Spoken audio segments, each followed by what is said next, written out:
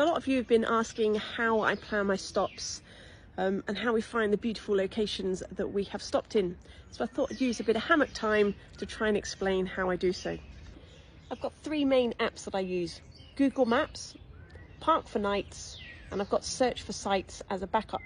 We then use the general internet to try and Google interesting places, plus I follow a lot of other van life travellers on TikTok or Instagram, and they help give me inspiration.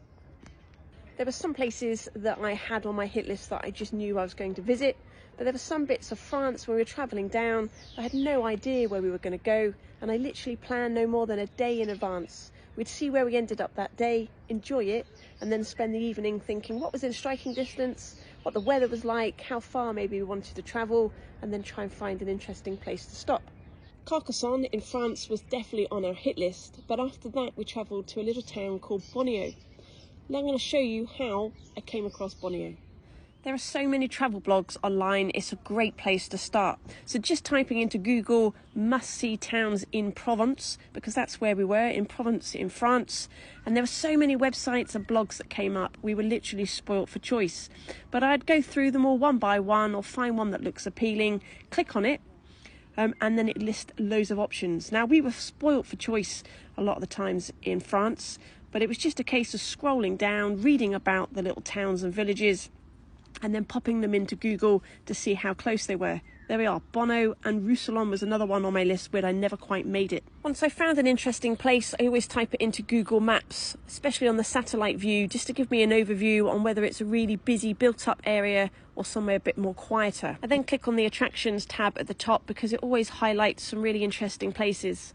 So in Bonio there's a bakery museum, I didn't visit that, and then the church, and it just gives you a real insight on what's there and get you a bit excited. It's also then important to work out how far away the town is from where we are.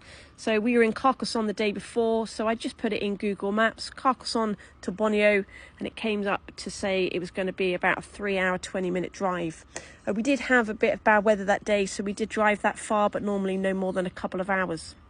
Then, if I still like it and it's in striking distance, I jump on an app called Park for Nights. I've used this for every stop I've took since we left. You could do a search.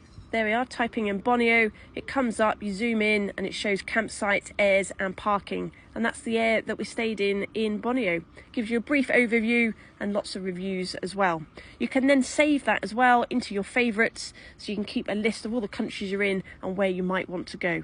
So if I click on all my favourites in France, they come up in one big clump there over France, and it's easy to see then the kind of route you planned. And if I scroll down here, there's the one in Bonio that I had saved that we stayed on.